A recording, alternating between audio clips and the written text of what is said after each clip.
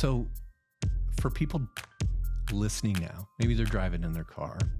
How do you explain what myofunctional therapy is in plain English? Right. The easiest, I say quick and dirty, is physical therapy for the mouth, tongue. And it's just like physical therapy. We're retraining the muscles. We're re-educating the muscles of your tongue and your lips and your cheek. You know, we all have these reasons why we have this neck and shoulder tension and why we're grinding. And we usually attribute it to stress, Right. which isn't false. There is a stress factor in it, but most people think it's just aging. It's just part of their life. But then we start seeing kids who are 19 who haven't had to live a whole life of having kids and a full-time job. But that's the majority of people don't think that there's a cure. They are taking prescription medications. They're taking over-the-counter medications. They're doing massage, chiropractic care, all wonderful things to continue to keep doing, but all of them are Band-Aids. We've normalized the same things with children. Mouth breathing, snoring. I mean, they're adorable when they're laying there sound asleep with their mouth wide open, but it's not normal. They shouldn't be. And so in the kid world, when we see the snoring, even like ADHD behaviors, things like that are because they're not resting. And if they're grinding their teeth, they're not able to breathe properly at night. Yeah. And so it's just a trickle-down effect just for children as well. So you see the mouth breathing, the gingivitis, the high cavities rate, the grinding of the teeth, the behavior issues. We have a gal right now who's 72 who's seeing me. And so there's another thing. Right. You're never too old to feel good is what we say. And she's still on her CPAP, but she said she doesn't mind wearing her CPAP anymore. It doesn't feel like it's such a cumbersome thing. If you had a magic wand, right, and you could teach people one thing that you wish they knew about their mouth and their health, what would you teach them? Oh, I mean, I guess I would teach them that, the mouth is your gateway. It's the door, it's the tunnel. I think that we forget that, whether it's food, medications, cleaning your teeth, brushing your teeth, where your tongue is. And so if I could get people to really fully understand, you know, we take care of our nails, we take care of our body, we work out, we cut our hair, we do our makeup, we, eat healthy foods, but all of those things are starting at the mouth. Right.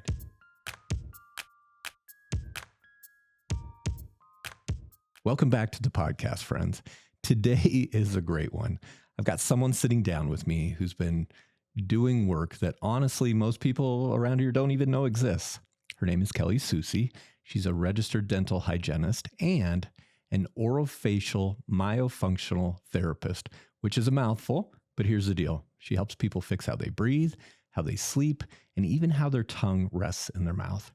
Now that may sound small, but it changes everything. Kids stop snoring, adults wake up rested, teeth quit grinding, jaws stop aching. It's pretty powerful stuff. So today, we're going to peel back the curtain and talk about what myofunctional therapy really is, why it matters, and how Kelli is changing lives right here in Kearney. Buckle up. It's going to be a good ride. Hi, Kelli. Welcome to the podcast. Thank you. First of all, just tell me your story. How does, first of all, your journey, where you came from, and how you went from cleaning teeth to retraining tongues and that kind of thing. Absolutely. So moved to Kearney about 9 years ago to pursue dental hygiene. It wasn't my first career.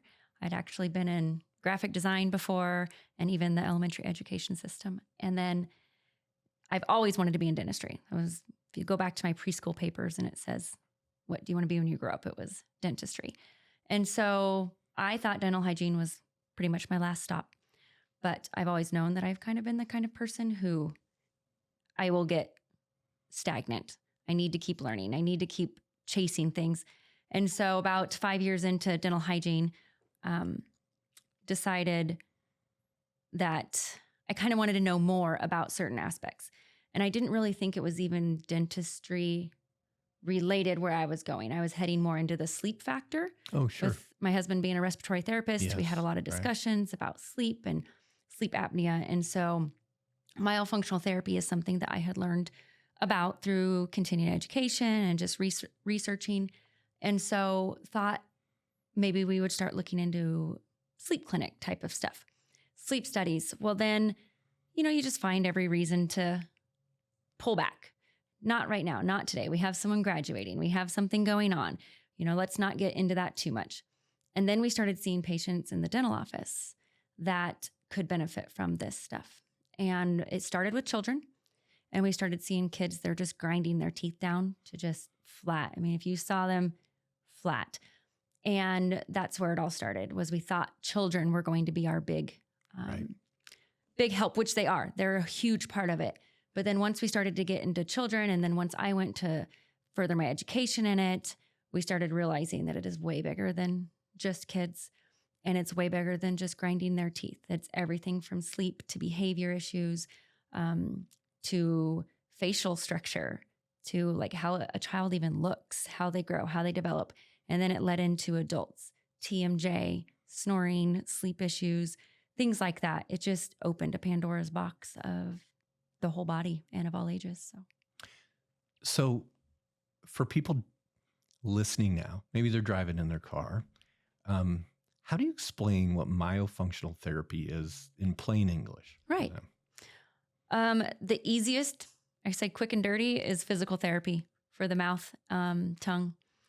And it's just like physical therapy. We're retraining the muscles. We're re-educating the muscles of your tongue and your lips and your cheek. Part of a swallow, the neck, shoulders, all of that. We're retraining it to work properly, work the way that God intended the body to work. And why does the position of your tongue, or maybe the strength of your tongue, why does it matter so much? Seems crazy that the tongue would matter so much. Yeah.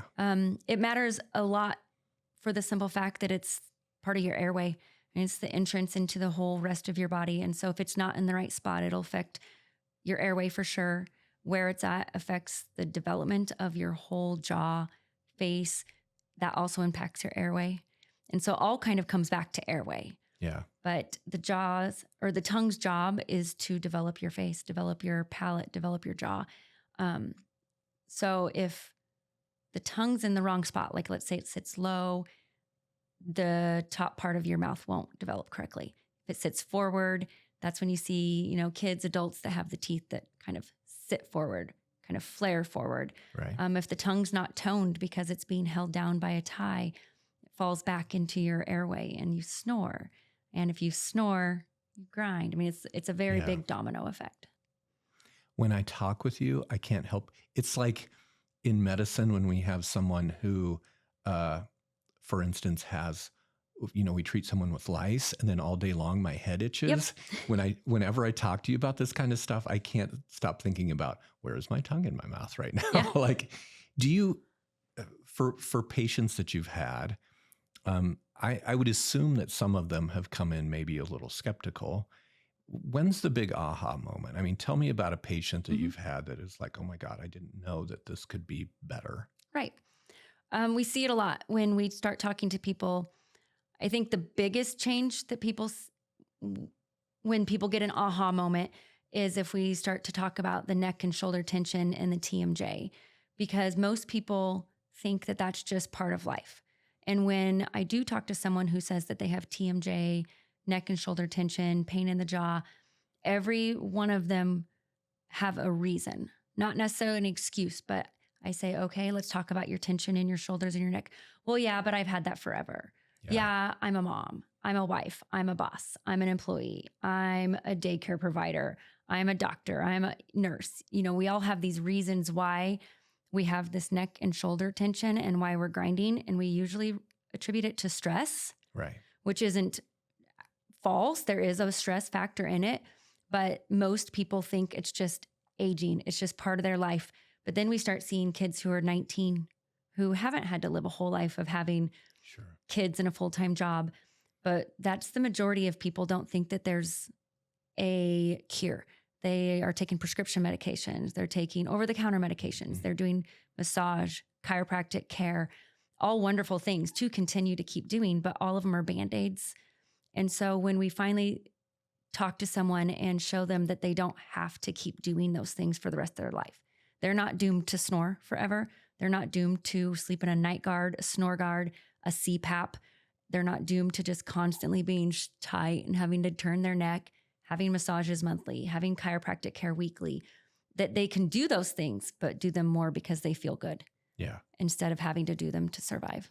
Yeah. That's usually when people go, really? And they don't really believe us at first. Yeah. But I think, talking with you, I think back over patients I've had and new patients I've established over time. And it is really common to see those things, TMJ, headaches. And then when you get to talking about them, they complain of that, that tight neck, snoring, and nobody wants to wear a CPAP, right? No. So do you think for someone, and as a medical provider, it's frustrating too, because some people will straight up refuse a sleep study because they know that they're not willing to wear the CPAP at night. Is that a reasonable step to take? Like if you have someone that's snoring and really resistant to doing some of those other things, could that be a reasonable thing to have them meet with you? Absolutely, 100%. That's usually a huge question I get asked is, will I have to wear my CPAP anymore? Will this keep me from wearing a CPAP? Yeah. And I never promise anybody anything, especially once they're on a CPAP. Yeah. But I do let them know that, yes, we could work that way. That can be one of our big goals, is to make sure you don't get to that point. Sure. Once you get to sleep apnea, there's different factors. And that's where my husband and I talked a lot about sleep apnea and how you have like the lower respiratory area and the upper respiratory area.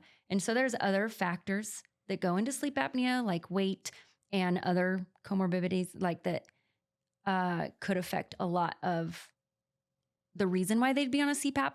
But yes, if the reasons why they're heading towards CPAP are because of snoring, teeth grinding, not able to sleep well, things like that, and their tongue posture is part of it, which is probably a pretty good chance that it is, then 100%.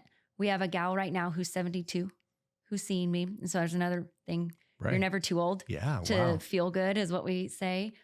And she's still on her CPAP, but she said she doesn't mind wearing her CPAP anymore. It doesn't feel like it's such a cumbersome thing. It doesn't make her mad. She doesn't take it off in the middle of the night. She said she's using less water in her CPAP, which leads me to believe that she's breathing more efficiently and effectively. And so she's not just sucking in all of that moisture.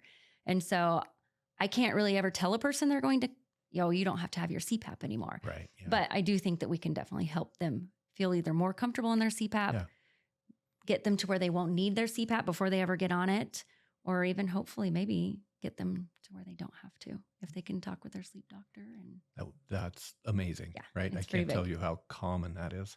Okay, we've talked a lot about adults. Tell me about kids.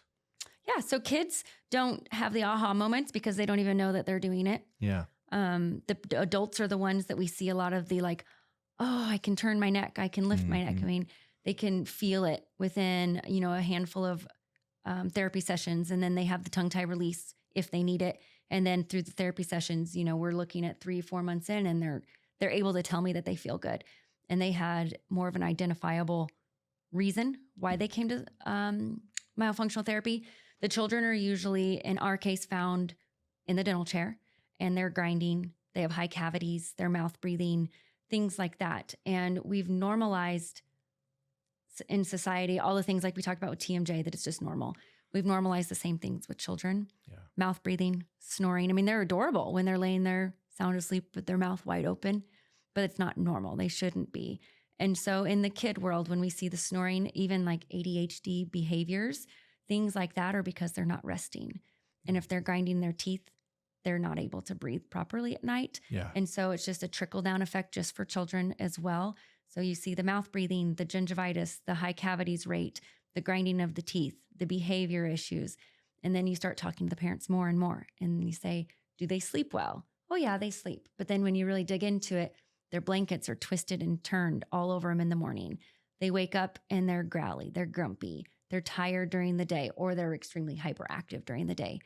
I don't know if you've ever noticed that with your own kids, that the more sleep they got, it seemed like they were naughtier, and you're like, I thought you had a nap today. But you start to see how much they're really not sleeping. And when you're not getting into those deep sleep cycles, then your body can't heal. And so these kids are running all day, at school all day, playing all day. They're going to sleep, but they're just dipping their like toe into those deep sleep cycles. And so their body's not able to heal and regenerate. And on top of that, when your body is in that mode where it can't get into the deep sleep cycles, it's actually in kind of fight or flight. Yes. And so it's sending these micro arousals to the kid's brain. And then it's like waking them up. Not enough to where they get up, not enough to where they are coming into mom and dad's room necessarily, but enough to where their body's like waking up, and then their mouth is grinding because it's trying to like send a signal for them to wake up. It's also where you see bedwetters, because when you go into those sleep cycles, your body paralyzes itself essentially. So you're not, even if you have to go to the bathroom, you can't. But these kids aren't getting into that. So they're wetting the bed. They're grinding their teeth. They're snoring. They're restless. And it's kind of crazy. It's funny to me because I see so many adult patients with sleep problems, you know, and a lot of the problems that you're talking about, we encourage here at our clinic for patients to get a sleep tracker, you know, your Apple Watch 100%. or your Oura Ring. And it's crazy to me how many people, you know, okay, you slept for 7 hours, but during those 7 hours, the quality of their sleep is terrible. Right. And I guess I've never put together, like, when did that start? You know, did they turn 23 and then it magically happened? Or has that been happening since they're 5 years old? Maybe they've had it their whole life. Most likely. Yeah. You know, there are, as they grow and as they develop, if they don't develop correctly because of something, then it would be a lifelong issue. And if it's not corrected at an early age, then that's when we do see these people. And that's been a big question that people will ask me is, well, gosh, if I would have done this when I was a kid, or if my parents would have put me in braces, you know, they have a lot of those questions. And yes, probably true. If you could have gotten that palate expanded, you know, the floor of your nose is the roof of your mouth. And so 100%, if your jaw would have developed correctly, albeit the braces or expansion or tongue posture, or not having nasal allergies to where you slept with your mouth open all night, then yes, you probably would have gone down a little bit of a different path. But it is a very good chance that they've slept like that or had that for many years. Unless there is that aspect, like I said, of the allergies, something happened along the way. COVID. Yeah. People couldn't breathe. They started sleeping with their mouth open, and then it becomes a habit. And then that open mouth breathing leads to a lot of things too. I think that's an important message for parents, though. Like if you're having trouble with sleep, having your kids assessed might be an okay thing. Which leads me to my next question. How young is too young? I have, it is frequent when in my primary care practice, and I'm establishing new babies and they're little, that moms are concerned about a tongue tie or, you know, just the kid's latch or that type of thing. Is it appropriate to have an infant looked at, or is there an age where we can assess kids? What's that look like? Right. So with an infant, your main goal is latching. Yeah. You know, you want them to breastfeed essentially, if that's the mother's choice. But not only that, you also, everything that our body does is for a reason. And so the action of a child sucking to breastfeed is what's developing their palate. Oh, sure. It's developing their jaw. It's developing their mouth. So it's not like for our purposes, it's breastfeed. Get the baby breastfeeding. Get the baby to gain weight. Get them healthy. But that sucking portion is the beginning of the rest of their life. And so if they do have a tongue tie and they're not able to latch, you really can't do myofunctional therapy, but 100% see a professional to have that tongue tie released. Now, that's where it gets tricky because without the therapy, tongue ties will reattach. Oh, interesting. So if they have a tongue tie when they're a baby, there are things that parents can do to help keep that tongue up and disassociate it from the jaw. But it's not fun. It's pushing in there after the tongue tie release. It's kind of opening that wound a little bit and it's keeping it apart until it can heal. And so usually when they're a baby, the best route is a tongue tie release and then get them breastfeeding. And then I would say as a couple years go on, keep an eye on things. Yeah. They really wouldn't do therapy well because you have to follow commands. You have to be able to do the exercises. Okay. So usually So the age where you could start myofunctional therapy might vary depending on the child, yeah. I usually say I will see someone after 4. Yeah. 4's, I mean, you can see a myofunctional therapist and you can get an assessment and you can talk to them 100%. But to actually go through therapy, I'd say 4 or older. A lot of it depends too on habits. Are they a thumb sucker? Are they a finger sucker? Those habits need to be broken, which they can see a myofunctional therapy, a myofunctional therapist for that, because we do have some habit programs. So to go through the therapy, though, they do need to be a little bit older, but it's never, ever too early to have it assessed, have it looked at, take care of it, and make sure it doesn't reattach, because it will. We have one patient right now. I have several patients who have had their tongue tie released in infancy that it reattaches. And I have one particular one right now who had it released as an infant. It reattached, had it released as a 15-year-old, and just had the tongue tie released, didn't go through any therapy, didn't know about therapy. Right, yeah. And is now 23, and it's attached again. And he has stopped eating, drinking with family and friends because he chokes. He is embarrassed a little bit about his speech, things like that. And so it's kind of a lifelong, I mean, from day one to whenever. Yeah. Yeah. It just tells you how important the therapy is along with the medical treatment. Absolutely. Yeah. If you had a magic wand, right, and you could teach people one thing that you wish they knew about their mouth and their health, what would you teach them? Oh, I mean, I guess I would teach them that, the mouth is your gateway. It's the door, it's the tunnel.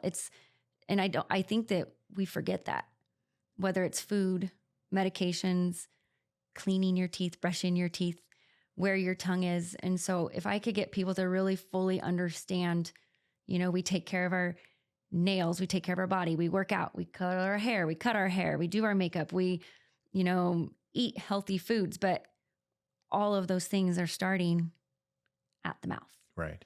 And if you aren't in tip-top shape there, it's going to affect everything. Just kind of how like your gut is like what, second brain? Is that what they call it? Yeah, right. And so, but to get to your gut, you have to go through your mouth. Your mouth is part of your digestive system. Yeah, it's the very first step. And something that I have noticed in our clinical practice here at our wellness clinic, it's not unusual for us to run what we call a CRP, which is an inflammation marker. And I have just noticed for quite a while, I noticed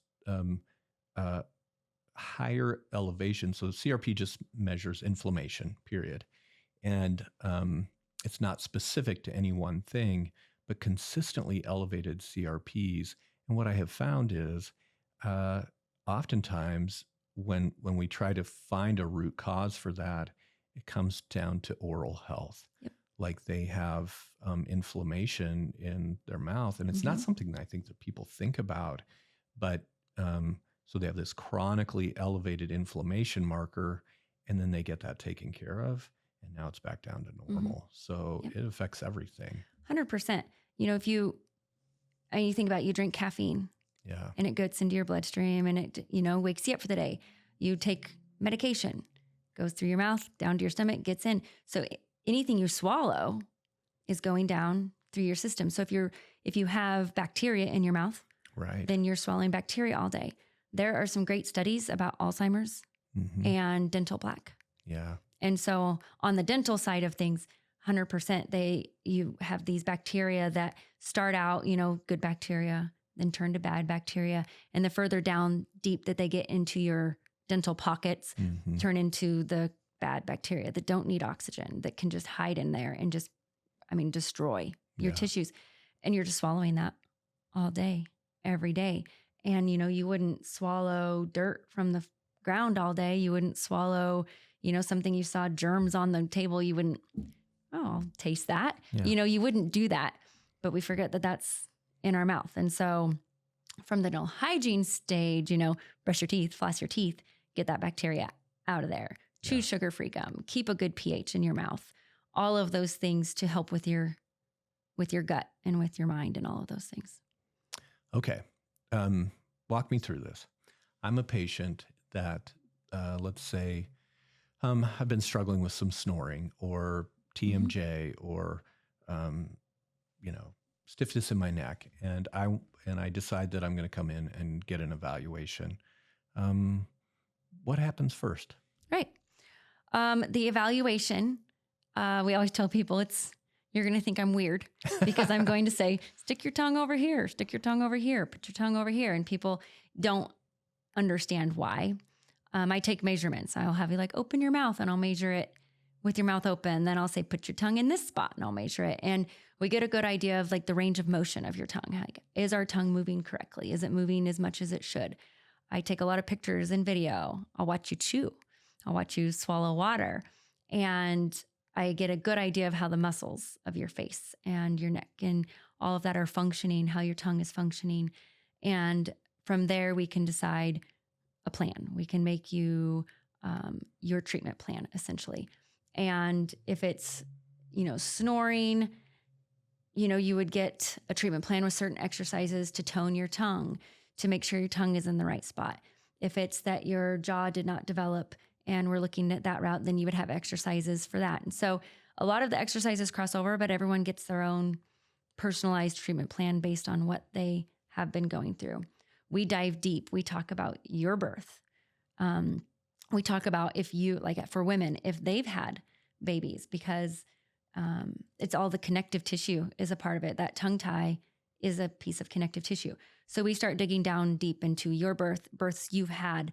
We talk about your childhood. We talk about habits. We steamroll into a whole conversation, as I'm sure that you probably do in your office here. You start talking about one thing and then all of a sudden, you're down to when they were 2 years old and, things that were happening then. And so it's kind of crazy how much we go into depth of all of those things. And then it just builds this big, huge picture of how long have they been dealing with this? What issues have they been dealing with? We talk about family. I mean, if the apples fall right under the tree. Yeah. And so if the parent has it, the kid has it, and then you start talking and you look at all of these things that someone will say, well, that's what my grandfather had. That's what I've had. And then that's usually when parent wise, they say, I want to figure this out for my kid because they realize how long they've been suffering. So when it comes to getting it for their kids, you put those personal pieces together. Yeah. So the assessment's different for everybody, but it's mainly, a weird we're all sticking our tongues all different places. And the girls that walk outside of my office laugh that they're going to take video outtakes because if you didn't know what was going on in there, you would think, what is going on in there? And so, but it's a good appointment, and it really leaves you knowing that if you have an issue that we need to take care of. When some folks hear therapy, they think that that's something that may have to last for forever, or how long does it usually take before people start seeing a shift in their behavior or their health? Right.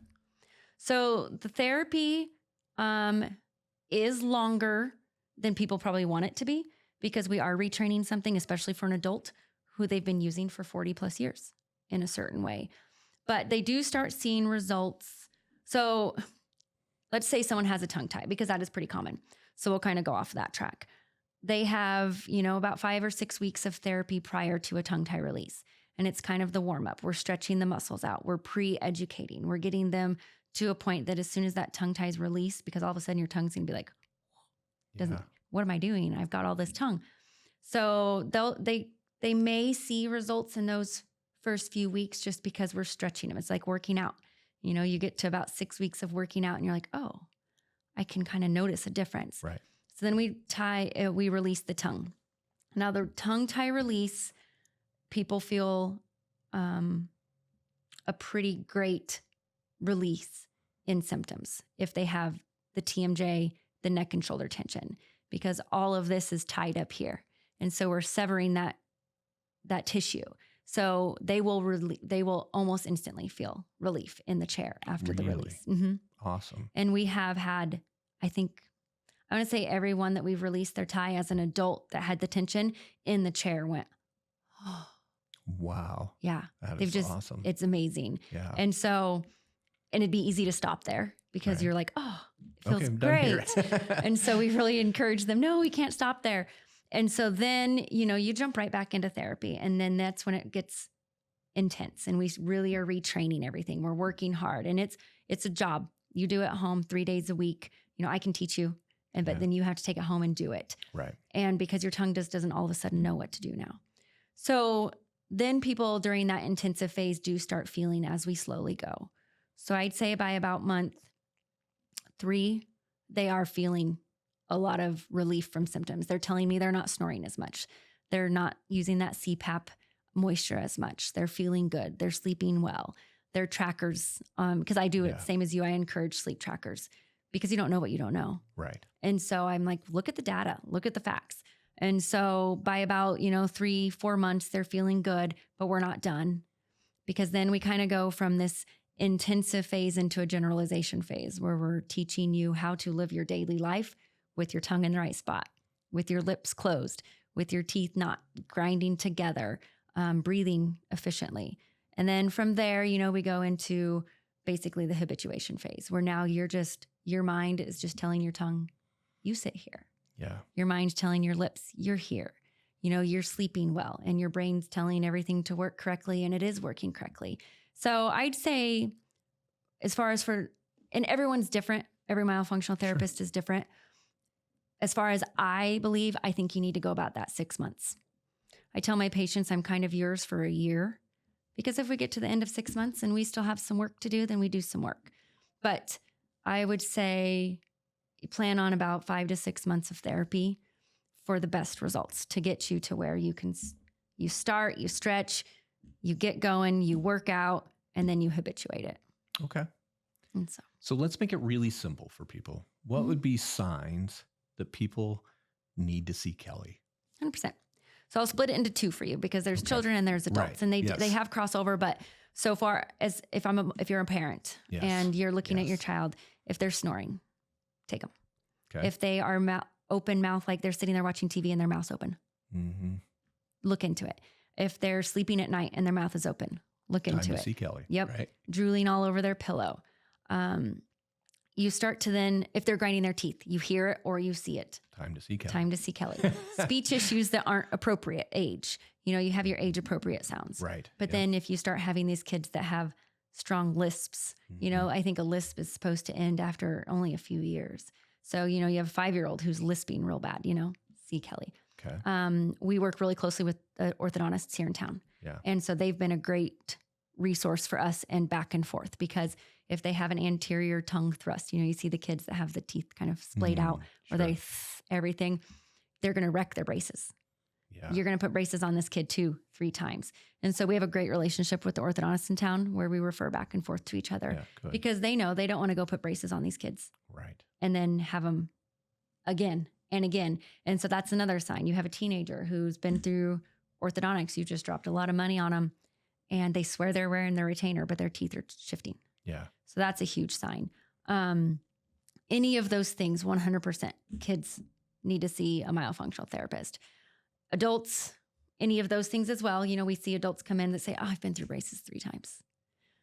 Let's look into it. Why have you been through braces 3 times? What's the underlying cause of this? Yep. Yeah. I snore. I'm sleeping in a different room from my spouse.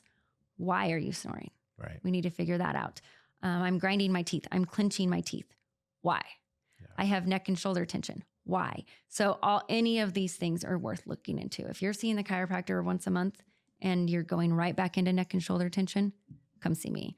If you are snoring and you are waking up, people can hear you. Come see us. We have a lot of people that, well, I snore after a couple margaritas, so there's that. Right. But if you're snoring on a regular basis, absolutely. So I'd say children, grinding, snoring, open mouth, speech issues, orthodontic issues. Probably be and sleep. I might have said sleep. Restless sleep. Adults, TMJ, neck and shoulder tension, headaches, grinding, clenching, snoring, repeat orthodontics. Those would probably be the top signs that we see. Time to come in and see Kelli. Yep. Yeah. 100%. So if someone hears this and they have those things, what's the first step towards change? Noticing it. Yeah. Watching your symptoms, kind of But if they want to schedule with you, yeah, who do they call? They call me. Okay. Yeah, absolutely. Do you want, I can give you my number. Well, this is what yes, we okay. will include your number so that people absolutely can do that. We have an Instagram page. We have a Facebook page. Good. Wonderful. We have a website. The Instagram and the Facebook, like we talked earlier, I'm not real great at marketing, but I like to use it for education. Sure. I'm all about like the learning. Yeah. You know, and so if I can educate people and they can learn the signs to look for, so 100%. You give them my Instagram and Facebook page. Okay. It's a great resource. But yeah, give us a call. First thing would be to schedule an assessment. And then from that assessment that day, I'd have you a plan and then we could start therapy. Perfect. Yeah. Okay. Last one. If you could leave our listeners with one truth about their overall health and what you do with myofunctional therapy, what would it be? One truth. Yeah. I've kind of joked with my husband about that because I said, brush your teeth and keep your mouth closed. And so, but essentially, yeah, you know, your mouth shouldn't be wide open. Your tongue should be in the right spot, which is up. Yes. And, you know, I guess knowing that this is important. Mm-hmm. I mean, you talk with it, you eat with it, you breathe with it. I mean, it is your number one BFF and you need to take care of it and you need to make sure it's working properly. Can I tell you that over time in medicine, because I'm old, I've been in medicine a long time, but one thing that I've seen evolve significantly over time is the use of things like physical therapy, occupational therapy, and just how integrated that has become into our medical community. Mm-hmm. And I think something that's been missing is this. 100%. It just, I don't know. I'm thrilled that we have people like you available here in town because the more I talk to you and I think, oh my gosh, yeah. And I think you have, my youngest son for sure has been in your dental chair. Yep. And has some stuff we need to work on. Yeah. So yes, people need to assess themselves and their 100%. Kids and get in and be treated. I think more people are getting more comfortable with finding the root cause to things. Yes. You know, society really shifted to easy fixes. Yeah. Medication, night guards, snore guards. Those are great. We still prescribe them for people 100%, but they're just Band-Aids. Mm-hmm. All of them are Band-Aids. And so the therapy world and the functional world, I think have really helped people see that you have a problem, but you have to figure out. And it's just like our cars. I try to tell patients that I have, if your car makes a funny sound, you go figure out why. If your car's, you go get the oil changed, you get the tires rotated, you get new tires when they run out. And if something's wrong with your car, you don't just say, Mm-hmm. I mean, I used to maybe, but for the most part, you don't just say, it'll be fine. It's just a car. It's just 10 years old. We don't say that. We go figure out, why is my car not working? If my phone didn't work right now, what would I do? I'd go take it somewhere. Yeah. And I'd say, why isn't my phone making calls? But we don't do that with our body. We just let our body fall apart essentially. Mm-hmm. And we never find the root cause and we never figure out why. And it'd be a really neat social experiment to figure out where that started and why that started, to where everything else in our life, we figure out what's the problem with it and we fix it, but we don't with our body. Yeah. And I don't know if it's the easy fixes have become, but they're not easy and they're not fixes. That's medical care these days. I mean, it's primarily sick care. We wait till people get sick and then we treat it. And we usually treat it. And that's, I think, the thing I'm most excited about, after talking with you today, is the number of patients that I have that struggle with sleep apnea or snoring or those types of things, who are just absolutely unwilling to do the only treatment, which is oftentimes offered, which is a CPAP device. Right. And if some of those patients, I mean, even if we could only help a percentage of them sleep better, snore less, without having to use a device that they're not using anyways, that's massively impactful. 100%. So that one thing I'm really excited about. I think so. I think it's just another tool in the tool bag that just will help them. But I think figuring out the root cause, it just opens doors for everybody. Yeah. And so I mean, it might not always be myofunctional therapy is your end all be all, Right. but if we could pinpoint the root cause, then maybe we could say, hey, I actually think maybe you need to see an ENT. Yeah. You know, your tonsils are too big. Your adenoids are, you know, if we can't get you breathing through your nose, then we need to get you to the right spot. So my hope with myofunctional therapy is that we could get people those referrals because they might not even realize that that's what the problem is. Sure. So if we can get you, if we can like work together with the medical world and, you know, get you to where your tonsils are healthy and or out, your adenoids are out, you can breathe through your nose, your allergies are under control. You know, allergies are a huge thing that we have just been like, oh, we take daily Claritin. Yeah. You know, but we're not willing to like, I mean, we love our dogs, but if you're allergic to dog dander, it's never going to get better. Right. You know, and so, and I'm not saying everyone needs to go get rid of their dog, but if we can identify it, then we can send them to the proper people and or keep them in-house with us, and we can hopefully make them to where they don't have to do all those things that they don't want to do. Nobody wants to be on pain meds, and Yes. nobody wants, every single person that's on a night guard hates it. Yeah. I've yet to meet a patient that's like, I love my night guard. Yeah. Right. I look very cute with it Yeah. in, and Right. Yeah. you know, no one likes it. No one wants to be in CPAP. Nobody wants to do any of those things. So if we can do them in pretty natural ways, I'm for it. Perfect. Wonderful. Well, I appreciate you coming and chatting thank with you. us today. I'm really excited to get this out there just because I think, I don't think enough people know about this. So, Absolutely. So we may talk again. Yes. But once again, I appreciate you spending time with us today. Thank Kelli. you. Me too. Thanks for inviting me. Thank you. I've had fun.